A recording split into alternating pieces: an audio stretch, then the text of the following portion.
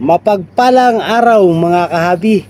So ang pag-uusapan natin sa video ito, ano ang ibig sabihin ng mutation versus modification sa Indian ringneck parakeet na species. So kung bagong viewers ka sa channel na ito, ay humingi ako ng favor, please subscribe my YouTube channel, Olen Aviary at iba pa. So ang pag-uusapan natin sa patungkol ito sa Indian ringneck mutation. So makakapaglikha ba tayo ng panibagong mutation at ano ang itsura nito sa bagong mutation at ano naman ang itsura ng modification pag nakapaglabas tayo ng ganitong rare na kulay. Ito ba ay matatawag nating mutation or modification lamang? So nais kong ibahagi sa inyo na pakinggan natin ang isa natin kahabi regarding po sa pagpapaliwanag kung ano ang mutation at modification. So tara, let's go. So pakinggan po natin ang ating kahabi. Mga bossing, pinaka-ultimate na sigurong pangarap ng bawat breeder ng ibon yung makakita or makatagpo sa kaniyang mga alaga or makapagpalabas sa kaniyang mga paanak ng bagong mutation. Or kung hindi man totaling bagong mutation, makapagpalabas sa kaniyang mga paanak ng mutation na wala sa linyada sa dugo ng kaniyang mga inaalagaan. Ito yung pag-uusapan natin ngayon. Paano ba natin masasabi na yung nakita natin sa ating paanak o sa ating inaalagaang mga ibon mutation or modification lamang? Ano ba ang pagkakaiba nilang dalawa? Ano ba ang mutation? Ang mutation sa madaling pagpapaliwanag ay ang pagbabago sa DNA sequence. Katulad ng pinag-uusapan natin sa ibon, pagbabago dun sa DNA nung ibon. Ibig sabihin, pagbabago sa loob, pagbabago sa genes. Kung kaya nga, yung nakikita nating physical na kakaibang kulay ay resulta lamang nung nangyaring pagbabago sa kanyang gene or genes. Yan ang mutation. So, ano naman ang modification? Ang modification ay pagbabago sa labas, pagbabago sa kulay, pero walang kaakibat na pagbabago sa genes. Ibig sabihin, yung nakikita nating pagbabago dun sa kulay ng ibon, hanggang dun lang. So, yun ang modification. At higit nating malilinawan mamaya sa pagpapatuloy ko sa aking pagpapaliwanag kung anong kaibahan ng dalawa. May tatlo akong batayan kung papaano pwede nating maituring na yung bago o yung kakaibang kulay na nakita mo mutation at hindi lamang modification.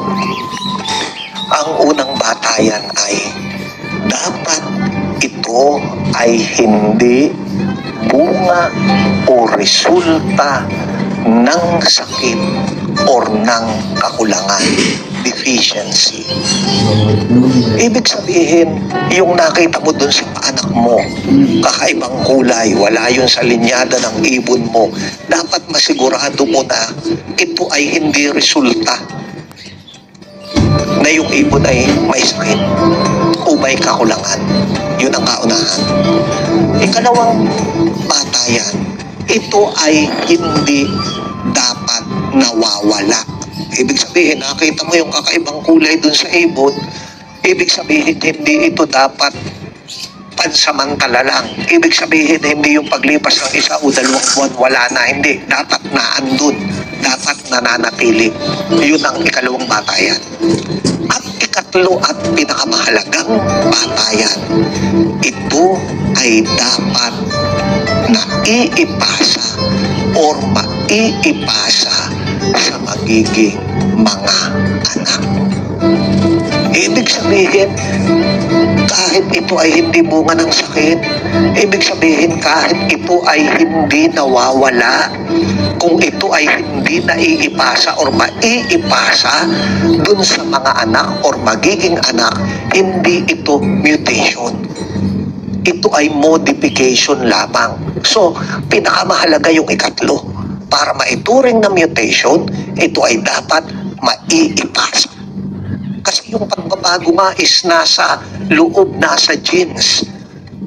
Dalawang klase ang mutation or ang pagpapasa or ang paglabas ng mutation. Ang una ay yung hereditary.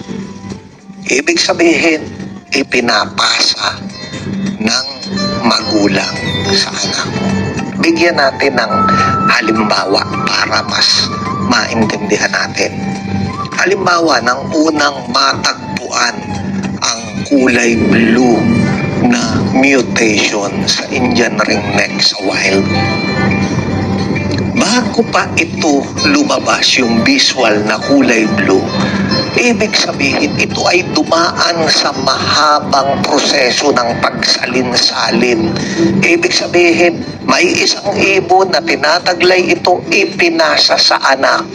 Pero dahil wala pang nakakabangga, yung ibon na yun, hindi pa lumalabas yung kulay blue hanggang sa ang dalawang ibon na nagtataglay ng parehong mutation ay magpares at na-produce yung kaunahang mutation na yun dahil nagtagpo sa pagpapares nung dalawang ibon yung genes o yung mutation na pareho nilang tinataglay.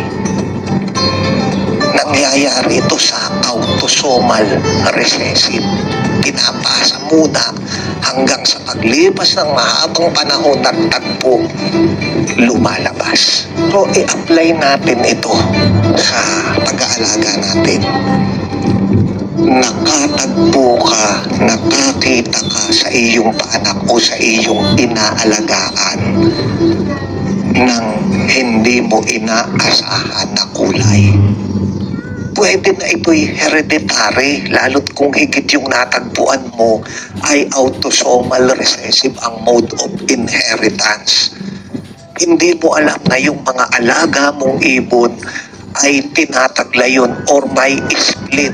Yung nabilhan mo nung unang panahon, mayroon palang ibon na gano'n na may split, hindi rin niya alam. Nakabili ka, dala rin pala ng ibon mo. Split din pala dun sa iyo. Pero dahil walang nakakabangga na may ganong split, hindi pa lumalabas sa ipunan mo. Lumipas ang maraming panahon, aksidente sa pagpapares mo ng iyong mga naging paanak, yung dalawang may dala ng ganong mutation ay nagkapares. So, lumabas at nakita mo sa iyong mga paanak. Ikalawang klase ng paglabas ng mutation o ng mutation ay yung tinatawag na acquired. Ibig sabihin nito, ito'y nangyari katulad nga ng sinasabi ng iba't ibang articles sa pag-replicate ng genes or environmental factors. Ang tawag nga nila ng marami dito is freaks of nature. Ito ay nangyayari dun sa mga bagong mutations at usually dun sa mga dominant mutations. Kasi pag dominant, hindi katulad dun sa nauna natin pinaliwanag sa hereditary, pwedeng dalahin sa dugo, pwedeng i-split kahit hindi mo kita. Pag dominant, hindi pwedeng i-split. So, wala sa linyada, biglang lumabas. At magbibigay ako ng halimbawa. Nangyari kasi ito sa akin sa plum-headed parakeet. Wala akong ibang plum-headed parakeet kung hindi mga normal green. Pero nagulantang na lang ako na bigla akong nakakita sa aking paanak ng Misty. Ang Misty is dominant mutation na hindi pwedeng taglayin sa dugo or ipasa sa pamamagitan ng split. Ibig sabihin, ang Misty, visual or nothing. Dahil yung ibong ko'y green, wala siyang tinataglay na Misty. Pero lumabas sa anak. Yan yung halimbawa ng acquired na mutation. Ngayong naipaliwanag na natin yung mga unang dapat malaman tungkol sa mutation at sa pagkakaiba nito sa modification, mas gawin nating interesting yung ating pag-uusap. I-apply natin sa ating mga ibunan. Nakakita ka ng ibon sa iyong ibunan o sa iyong panak na nagkamero ng batik-batik na kulay, parang tight. So, dun sa tatlong panuntunan na sinabi ko sa inyo kanina, una, dapat masigurado mo na hindi ito resulta ng sakit or ng kakulangan or deficiency. Kung babalikan natin yung na-upload kong video tungkol dun sa sakit na PBFD, ang unang manifestation ng sakit na ito is akala mo pied yung ibon. Nagkakamero ng batik-batik na kulay. Isa sa mga batayan ko, pag ang ibon ay pied, ang ibang kulay ng balahibo ay nagsisimula sa puno ng balahibo. Pag sinabi kong puno, yan yung parte na nakadikit sa balat at hindi sa dulo ng balahibo. Okay? Nakakita ka ng parang pied sa libunan mo. So dapat una, masigurado mo na hindi ito sakit. Paano mo masisigurado? Di ipatest mo. Doon mo lamang malalaman kung yan ay sakit or hindi. Ngayon, nasigurado mo na hindi sakit. So ano ang kasunod? Dapat ito ay hindi lamang 1 buwan, 2 buwan. Dapat nananatili yung kulay pied nung nakita mong ibon sa iyong ibunan. Kahulihan, at ito yung mas matagal na proseso, dapat mapatunayan mo na ito ay maiipasa sa magiging anak. Paano mo gagawin yun? Test breed mo yung ibon na nakita mo. Sa pagtitest breed mo nito, doon mo rin malalaman kung ito ay lalabas sa anak. So, itetest breed mo yan, doon mo rin malalaman kung yan ba ay dominant or recessive. Ngayon, pag lumabas pa anak, masisigurado mo na mutation yung lumabas sa'yo. Pag hindi lumabas, hindi rin naman siya sakit, hindi rin siya nawawala, pero hindi na iipasa sa mga anak, hindi siya mutation. Modification lang siya. Nagbago yung kulay, pero panlabas lang. Walang kaakibat na pagbabago sa genes. Kaya hindi naiipasa sa anak. Isusunod ko itong pagbibigay halimbawa. Itong pinakikita ko sa picture na ito. Kasi ilan yung nakita kong post na ganito, tapos nakita ko na yung declaration ng may-ari is rare daw. Ang lakas ngayon ng demand ng Indian ringneck Yung outrightly na i-declare mo na rare, wala kang patunay, wala kang batayan, is marketing strategy. Papakal ko sa iyo 5 para maibenta mo ng sa mas mataas na presyo. Pero actually, ang ganito na sitwasyon ng ibon ay yung tinatawag na stress bar. Ang iba is guhit-guhit lang, halos hindi mo mapapansin kung hindi mo pagmamasdan mabuti yung ibon o hindi masyadong dadami yung guhit. Ang iba naman mas kita si kulay blue, kung minsan nagkakameron ng guhit-guhit na kulay violet. Ang iba is parang scalloping. Ano ba yung stress bar? Ang stress bar ay pwedeng lumabas dahil sa poor nutrition ng ibon. Pwede rin itong sa maduming kapaligiran or sa stress na nangyari sa ibon sa paglipat niya ng lugar or sa pagbabago ng kaniyang kapaligiran nung nabubuo pa lamang yung kaniyang mga balahibo, kung kaya nga paglabas ng balahibo ay may mga ganitong marka. Pero i-apply pa rin natin yung tatlong batayan kung paano natin pwedeng masabi na yung nakita natin is mutation or modification. Una nating batayan, hindi ba yung dapat ito hindi bunga ng sakit o kakulangan? Pag ganyan yung nakita mong hitsura ng ibon mo, kahit hindi mo na muna ipates, bigyan mo ng masusustansyang pagkain, bigyan mo ng supplements. Eventually, mawawala yan. 1, 2 buwan, mawawala yan, markang yan ng ibon. So, yung ikalawang batayan natin, wala na agad dun. At dun sa ikatlong batayan, dahil nawala na yan, hindi mo rin yan maiipasa sa iyong mga panak. Ngayon, kung halimbawa, sa kabila ng binigyan mo na ng masusustansyang pagkain, binigyan mo na ng mga kinakailangan supplements, hindi siya nawawala, nananatili siya, tapos paglipas ng ilang panahon, naandun pa rin yung markang yun. So, pumapasok ka na dun sa bahagi na hindi ito stress bar. So, kailangan mo na siyang i-test breed. Pero bago mo i-test breed, para makasigurado ka, ipatest mo kung hindi sakit. Napatunayan mo na rin na hindi sakit, i-test breed mo. Pag naipasa sa anak, mutation siya. Hindi siya yung sinasabi kong stress bar. Pero sa malamang, pag ganitong hitsura, stress bar yan. Mawawala yan.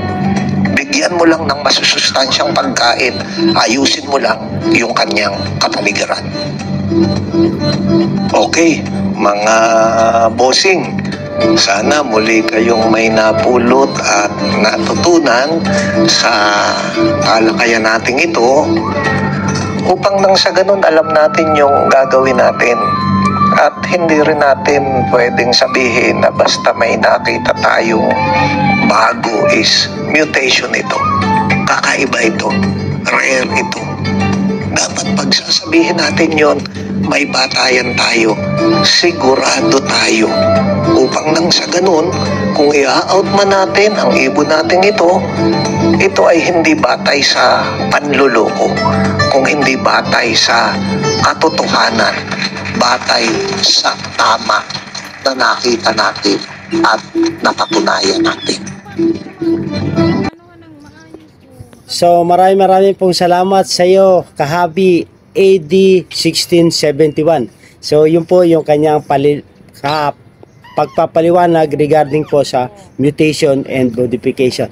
So mga Kahabi, meron din po siyang YouTube channel. Paki-subscribe din po yung kanyang YouTube channel, AD 1671. So maraming po salamat, Kahabi, at shoutout po sa iyo, AD 1671. Magbuhay po. Maraming po salamat sa inyong pagpapaliwanag.